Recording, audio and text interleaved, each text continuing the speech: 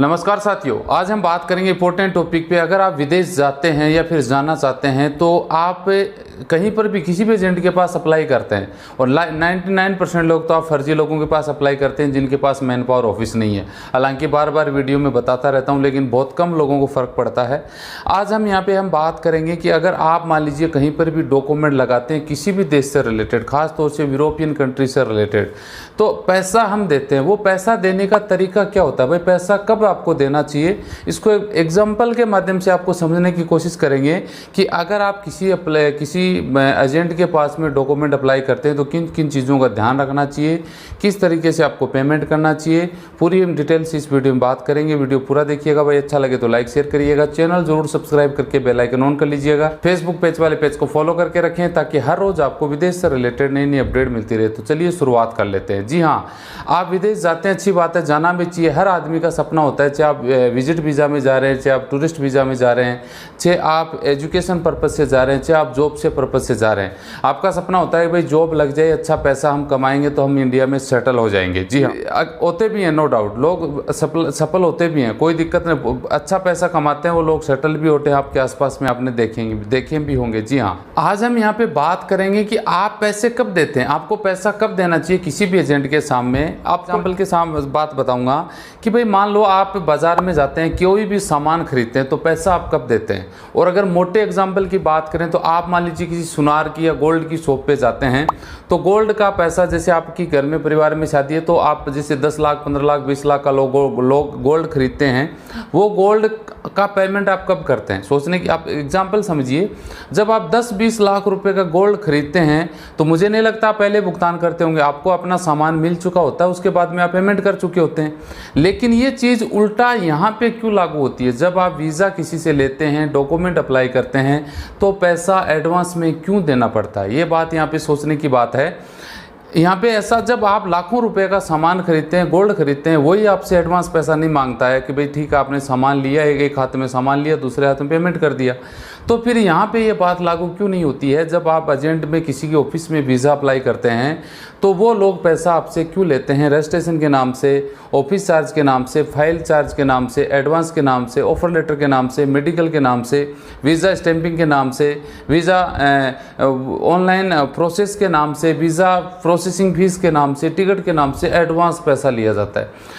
आज तक जितने भी डॉक्यूमेंट मेरे पास आए हैं, आप लोग मुझसे कांटेक्ट करते हैं, सब के सब एडवांस पैसे दिए जा चुके होते हैं और आपके साथ ठगी जा चुकी होती है, उसके बाद में आप मेरे से कांटेक्ट करते हैं। इसीलिए मैं बार बार बोलता हूं कि भाई मैन पावर ऑफिस से अप्लाई करें। जी हाँ, एक उम्मीद के साथ में एजेंट को डॉक्यूमेंट देते हैं, पैसा देते हैं, वहाँ पे आपकी उम्मीद टूट जाती है तो आपको बड़ा दुख होता है। दुख होता है कि नहीं होता है, आपको सोचने की बात है। खुद को सोचिए कि आपने पैसा दिया, आपने सब कुछ कर दिया, उसके बावजूद आपका वीज़ा या तो कैंसिल हो जाता है या रिफ्यूज़ल में आ जाता है या फिर आपकी फाइल रिजेक्ट हो जाती है, एजेंट बेवकूफ़ बना देता है और वो आपका काम नहीं बन पाता है, तो आपकी उम्मीद टूट जाती है। जी हाँ, कि आपके कई बार ऐसा होता है कि साथ वालों का काम बन जाता है, आपका नहीं बन पाता है। हालांकि एजेंट को पता होता है इन चीज़ों का कि भाई आपकी फाइल क्या है, आपको वीज़ा मिलेगा कि नहीं मिलेगा। मेरे पास आप लोगों को कॉल आते हैं, कनाडा की फाइल लगवा रहे हैं, न्यूजीलैंड की फाइल लगवा रहे हैं, उनका कुछ है ही नहीं, उनके पास फाइल के नाम पे कुछ नहीं है, लेकिन आप एजेंटों से संपर्क करते हैं तो हाँ जी आ जाओ, आप 30,000 में आपकी फाइल लगवा देंगे। आपको लगता है कि 30,000 में वीज़ा मिल रहा है, जबकि सच्चाई वो नहीं होती है, सच्चाई दूसरी होती है। वो सिर्फ आपसे पैसा लेके आपके कुछ डॉक्यूमेंट बना के एम्बेसी तक फाइल सबमिट करते हैं, वीज़ा रिजेक्शन में आ गए, आपका पैसा खत्म। समझ गए होंगे बात को। आप सेकंड नंबर पे अगर बात करें तो फोकट में, फालतू में आपका समय बर्बाद होता रहता है। आप एक एजेंट के मेरे पास आए, मैंने आपके पैसे खा लिए, आपका काम नहीं बना, आप दूसरे के पास गए, तीसरे के, चौथे के पास गए, क्योंकि ये मुझे भी पता होता है कि एक बंदा 6 महीने में मुझे 20 ऑफर लेटर भेज रहा है, 1 महीने में 2-3 ऑफर लेटर भेज रहा है, सर चेक कर दो, सर चेक कर दो। ये क्या है, यही तो है ना। एक एजेंटों से दूसरे एजेंटों के आप चक्कर काटते रहते हैं, किसी को 5,000 दिए, किसी को 10,000, किसी को 20-30,000 रुपए दिए, किसी से मेडिकल करवाया, ये वहाँ नहीं बना, दूसरे के पास गए, तीसरे के पास गए, 5-5, 6 एजेंटों को आपको ढूंढना पड़ सकता है। जी, इस बुक के बारे में भी मैं बार बार बताता हूँ कि भाई ये बुक आप परचेज करेंगे, इसमें आप डिटेल वो सब कुछ दी गई है। जो फालतू का ये जो चक्कर है ना, आपका पैसा बर्बाद हो रहा है, आपका समय बर्बाद हो रहा है, आपको हर बार एजेंट बेवकूफ़ बना के पैसे लूट लेते हैं, वो सब झंझट इससे बच सकते हैं। लेकिन इसका आपको इंटरेस्टेड कम होता है क्योंकि इसके 1,000 रुपये आपको देने पड़ते हैं। सबसे बड़ी बात आती है, आपका समय खराब हो गया, आपका पैसा चला गया, उसके बावजूद आपको तकलीफ झेलनी पड़ती है। जी हाँ, वो तकलीफ किस लिए झेलनी पड़ती है कि वो शुरुआत ही आपने गलत तरीके से कर दी है। मकान देखा होगा आप, मकान बनाते हैं 2 मंजिल 3 मंजिल, अगर उसकी नींव ही कच्ची है, उसको आपने तरीके से उसकी तैयारी नहीं की है नींव की, ऊपर बिल्डिंग बनने से पहले ढह जाएगी। सेम कंडीशन आप लोगों के साथ होती है। आपने शुरुआत ही फर्जी लोगों के एजेंटों के साथ में की है। अब फर्जी लोग जिनके पास लाइसेंस नहीं है, कोई अथोराइज नहीं है, वो कुछ नहीं करते, वो डॉक्यूमेंट ले लेंगे सस्ते में, आपको चाहिए सस्ता। एक बंदे ने तो कल व्हाट्सएप पे बात हो रही थी, कबूल भी कर लिया, बोला हाँ सर सस्ते के चक्कर में। राजस्थान का बंदा यूपी से वीज़ा ले रहा है, वो भी कुवैत का।